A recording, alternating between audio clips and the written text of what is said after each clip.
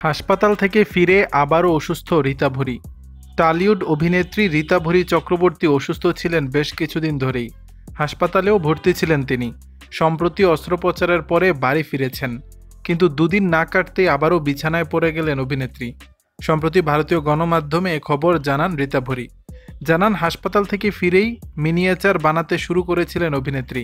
ফলে তার বিশ্রামে ঘাটতি পড়ায় শরীর আরও দুর্বল হয়ে পড়েছে। রীতা ভরির কথায়, 4 বছরে 3টি অস্ত্রোপচার, এত ভুগছি কি বলবো। তবে কাজের উপর প্রভাব ফেলতে দেননি অভিনেত্রী। বলেন, এমন নয় যে কাজকর্ম থামিয়ে বসেছিলাম, এখন তো মনে হচ্ছে এটাই অভ্যাস করে ফেলতে হবে।